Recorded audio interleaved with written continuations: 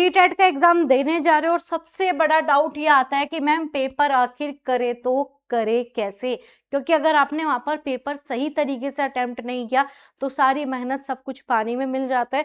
तो आज मैं आपके साथ डिस्कस करने वाली हूँ कि आपको वहां पर पेपर अटेम्प्ट कैसे करना है।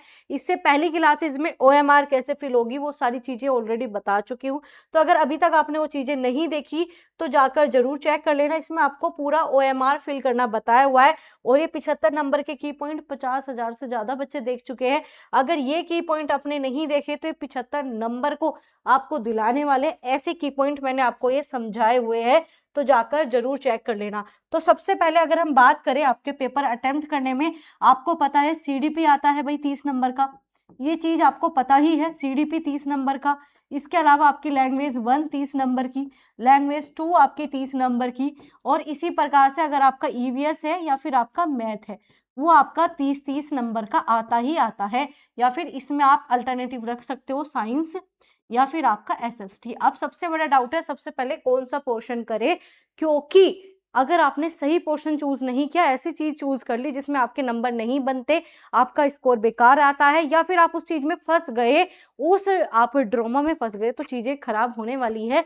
तो आपको ऐसे डिलीमा में नहीं फंसना, आपको सबसे पहले जो है CDP ही अटेम्प्ट करनी है। अब आपको मैंने जो की पॉइंट बताए उन की पॉइंट से ये CDP बहुत ही ईजी हो जाती है। सारे PYQ CDP की मैं यहाँ पर करवा चुकी हूँ, नहीं देखा तो जाकर चेक कर लो। तो जो ये 30 नंबर की कहानी है सबसे पहले यही अटेम्प्ट करनी है, क्योंकि ये वो नंबर है जो कि आपको काफी हाई चांसेस है कि आप इन्हें क्लियर कर लो, क्योंकि इसमें की पॉइंट, इसमें बस आपकी अंडरस्टैंडिंग चाहिए और कुछ नहीं चाहिए होती। तो अगर आप सोच रहे हो नहीं पहले तो मैं लैंग्वेज पे जाऊंगा, मैथ करूंगा, SST या साइंस करूंगा, टाइम वेस्ट है। सबसे पहले आपको क्या करना है भाई, सबसे पहले CDP करनी है। मैं खुद का एक्सपीरियंस बता रही हूँ, UP टेट CTET ये जो एग्जाम होते हैं मैंने खुद भी दिए, पास भी किए पहली बार में, ऑलरेडी आपके साथ सारी इन्फॉर्मेशन शेयर कर रखी है। और इसी प्रकार से जैसे कि आपके यहाँ पर UGC नेट के भी कंटेंट होता है तो उसमें भी ये वाली चीजें बहुत ही सिमिलर होती है। तो अगर हम बात करें जो CDP वाला पोर्शन है ये सबसे ज्यादा बढ़िया होता है सबसे पहले करना। रीजन ये है की पॉइंट आपको मिल जाते हैं और ये 30 नंबर में बहुत हाई स्कोर आप कर सकते हो, सबसे ज्यादा हाई स्कोर आप CDP में कर सकते हो। अब आप कहोगे मैम ठीक है CDP हमने डिवाइड कर दी, बताए OMR में कैसे कैसे फिल करना है, 3 पार्ट में डिवाइड करने, 10-10 कर लो, सबसे बढ़िया रहता है। ठीक है, 10-10 करने के बाद क्या होता है, आपके सारे क्वेश्चन गलत नहीं होते, कहीं 1-2 क्वेश्चन ऊपर नीचे भी हो गए तो भी आराम से आप CTET निकाल लेते हो। अगर हम बात करें लैंग्वेज 1 और लैंग्वेज 2, अब लैंग्वेज 1 वो होगी जो आपको आती होगी, ठीक है, ये आपको क्या लगती है, ये आपको इजी लगती है, ये बात बड़ी सिंपल है कि मैम लैंग्वेज 1 तो हमें बहुत ही अच्छे से समझ में आ जाती है, दिक्कत कहाँ है हमें भाई लैंग्वेज 2 में। तो सबसे पहले आप लैंग्वेज 1 पे फोकस करो और इसमें जो RC आता है ना, चाहे लैंग्वेज 1 का हो चाहे आपके लैंग्वेज 2 का RC होता है, RC होता है रीडिंग कॉम्प्रिहेंसिव, वो पैसे से उसके पूछे जाने वाले क्वेश्चन, तो ये आपके 30 नंबर फ्री के दे देगा। तो 30 तो यहीं पे हो गए, 30 यहीं पे।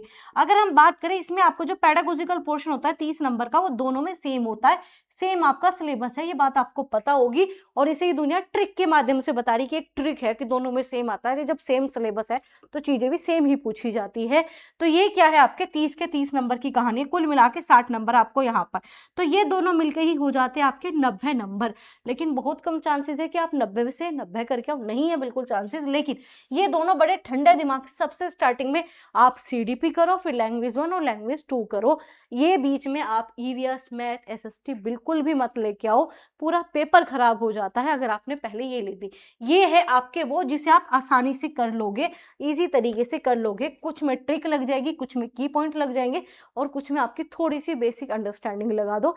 इतना डिफिकल्ट पेपर नहीं है, बचपन से RC करते आ रहे हो, बचपन से तो नहीं पर 2 साल से BEd BTC में CDP पढ़ते आ रहे हो और अभी इतनी सारी पढ़ा दी, वो की पॉइंट पढ़ा दिए, 75 नंबर तो वही हो गए आपके।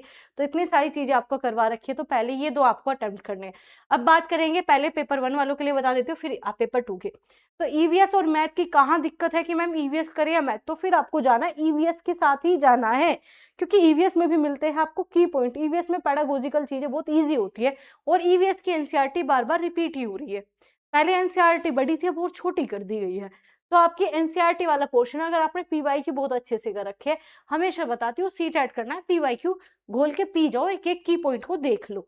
तो क्या है, फिर आपको ईवीएस करना है और उसके बाद में आपको मैथ वाला पोर्शन करना है।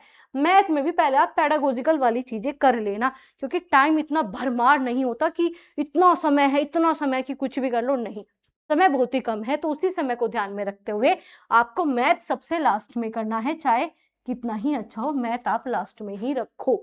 जब आप इसमें मैथ के पोर्शन को करते हो तो जो पेडागोजिकल चीजें हैं उससे भी आप की पॉइंट से ही खोजने का ट्राई करना और वहां से मिल जाती है।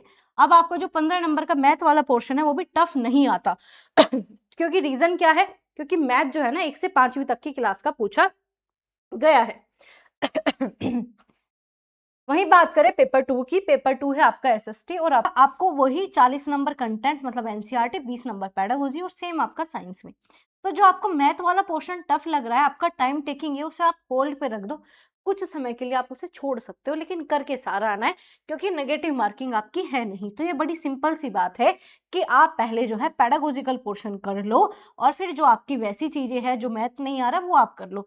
इतना भी इसमें भी मैथ अगेन 6 to 8 क्लास का आता है, कोई इतनी बड़ी क्लास का मैथ नहीं है जो आपसे ना हो। आप अगर बीएससी कर रखी है तो 6 से 8 क्लास का तो कुछ बात ही नहीं बैठी। ऐसे आपका 1 से 5th क्लास का मैथ आता है, तो इन चीजों पे आप रोते क्यों हो, मुझे तो यही समझ नहीं आता। इतना बेसिक सा मैथ तो आपको आना चाहिए, आपको टीचर बनना है, आप अपनी सैलरी ही गिन सको, ठीक है, आपको पूरी मिल रही है नहीं परसेंटेज, छोटे छोटे से टॉपिक आते हैं, बड़े प्यारे से पीवाईक्यू देख लो, आराम से चीजें अभी भी आपकी हो जाएगी। तो सबसे पहले चाहे पेपर 1 हो, आपका पेपर 2 सीडीपी ही अटेम्प्ट करनी है, चाहे कुछ भी हो। फिर आपका लैंग्वेज 1 और लैंग्वेज 2 बड़ा इजी तरीके से, क्योंकि ये बहुत स्कोरिंग है, अगर आपने इसमें स्कोर कर लिया मजे आ जाएंगे। बाकी सारी चीजें एक तरफ, और आपका लैंग्वेज का पोर्शन 60 नंबर, ये वाला आपको सबको टफ लग सकता है, लेकिन ये इजी है और इसमें स्कोर करना बहुत ही बहुत ही बहुत ही प्यारा है, क्योंकि ये देके जाता है आपको फ्री के तो 30 नंबर और सीडीपी देके जाता है की पॉइंट पे आंसर, ठीक है। अब आप कहोगे मैम की पॉइंट पे आंसर, ऑलरेडी मैंने मैराथन भी करवा रखी है, क्लासेस भी करवा रखी है और चीजें अप्लाई करके भी दिखाई है, वो 75 नंबर की सारे क्वेश्चन आपके ऑलमोस्ट की पॉइंट से हो जाते हैं। ऐसे की पॉइंट मैंने आपको थ्योरी वाइज भी आपको दे रखे, तो ऐसा कंटेंट आपको कहीं नहीं मिल रहा और बच्चे खुद ही जाकर देख चुके हैं। तो अगर आपने अभी तक नहीं देखा, देख लेना। तो सबसे पहले आपको सीडीपी ही अटेम्प्ट करनी है। ओएमआर कैसे करना है उसके लिए आपको जो है ये छोटी सी प्यारी सी वीडियो देखनी पड़ेगी, ठीक है। उसके लिए आपको ये ओएमआर की छोटी सी प्यारी सी वीडियो देखनी पड़ेगी, इसमें आपको पूरा आपको दिखाई गई है। अगर आप कहोगे मैम कहाँ दिखाई गई है, मैंने इसमें आपको सीधा ओएमआर भी दिखाई है कि ओएमआर होती कैसी है, उसे फिल कैसे करना है, तो सीधा आपका इसमें ओएमआर भी आपको देखने को मिलेगा। तो जिसने नहीं देख रखी वो वीडियो जरूर चेक कर लेना। और आपके स्पेशल की पॉइंट, इसके बिना तो आपकी कहानी चलेगी ही नहीं। चलो मैं दिखाती हूँ आपके स्पेशल की पॉइंट, ये रहे भाई, ये तो वो है जो अब आपको लास्ट टाइम पे करना है। साथ ही साथ मैंने आपको क्या बता रखा है, भाई तू क्यों चल जाता है, ठीक है। साथ ही साथ मैंने आपको बता रखे ये स्पेशल की पॉइंट, मैं इनकी बात बार बार कर रही हूँ और ये देखने बहुत ही ज़्यादा जरूरी है अगर आप सच में सीरियस हो, अपने पहली बार ही सीटेट को अटेम्प्ट करना है मेरी तरह या बाकी लोगों की तरह। तो आप, बड़ी सिंपल सी चीज़ है, बड़ा ही सिंपल काम करना होता है, इतना बड़ा काम करना नहीं होता। ये आपका लैंग्वेज का 30 नंबर है जो कि आपको फ्री के देके जाएगा, तो इसे भी आप देख लेना। आप कहोगे मैम हमारे पास तो नोट्स नहीं है रिवीजन करने के लिए, तो जिसे भी भाई नोट्स वगैरह चाहिए आप ले सकते हो। सीटेट के भी भाई आपको इसी नंबर पे मिलेंगे जो कि नीचे आपको स्क्रीन पे दिखाई भी दे रहा होगा, तो मैसेज करके छोड़ देना, टीम आपको 24 घंटे से पहले रिप्लाई कर देगी। तो बड़ी सिंपल सी चीज़ है, सीटेट टफ नहीं है, अपने माइंड को अच्छा बना के चलो, ठीक है, पॉजिटिव बना के चलो। आपकी जो ये पीवाईक्यू सीरीज है, अगर आप ये फॉलो नहीं कर रहे, डेली आपकी पीवाईक्यू सीरीज मैं करवा रही हूँ जो कि आपके सिलेक्शन के लिए है, आपके लिए बहुत ही ज़्यादा जरूरी है। अगर आपने अभी तक नहीं देखी तो लाइव क्लास में आइएगा सीधा का सीधा, ठीक है। लाइव क्लास में जब आप आ जाते हो तो ये रही भाई आपकी, कल भी कराई थी, परसों आपकी मैराथन भी थी, तो ये सारी चीज़ें मैं करवा चुकी हूँ। जाइए देखिए सीडीपी, और अगर आपका कंटेंट ही तैयार नहीं है तो उसके लिए पूरा बैच फ्री करवाया है, तो इसे भी जाकर चेक कर लेना। तो ऐसे ही आपको अटेम्प्ट करना है, बिना बर्डन लेके करना है, बड़ी ही सिंपल चीज़ें हैं, बड़ा ही सिंपल तरीके से करना होता है। और अब रिवीजन पे फोकस ज़्यादा रखना, ऐसा नहीं है कि आप कुछ भी करते जा रहे हो। तो अपने नोट्स जो है उन्हें रिवाइज करो, नहीं है लेके रिवाइज करो, जो भी करना है करो, बट रिवाइज करो, ठीक है। नई चीज़ों से बच जाओ, बार बार पीवाईक्यू को बार बार देखो, इंपॉर्टेंट टॉपिक को बार बार रिवाइज करो। अब आप कहोगे मैम हमें तो यही नहीं पता इंपॉर्टेंट टॉपिक कौन से है, तो आपके लिए ये भी दुविधा मैंने खत्म कर रखी है। आपके इंपॉर्टेंट टॉपिक सारे लिख के बताए हुए हैं, इस वीडियो को चेक कर लेना। इसमें ये जितने लिखे हुए हैं ये सारे आपके जो है इंपॉर्टेंट टॉपिक है, नहीं देखा तो चेक कर लेना, फिर ये मत कहना कि मैम हमें नहीं पता था। ठीक है, चाहे आपका प्रगतिशील हो, ये सारे मोस्ट मोस्ट इंपॉर्टेंट आपके टॉपिक है। तो इस छोटी सी प्यारी सी वीडियो में यही बताना था कि सीटेट को आखिर अटेम्प्ट कैसे करना है। सबसे पहला अटेम्प्ट करने का टारगेट यही है, शांत जितना रहोगे उतना बढ़िया पेपर जाएगा। तो हमेशा पॉजिटिव रहो, ज़्यादा बर्डन लेके पेपर नहीं दिया करते।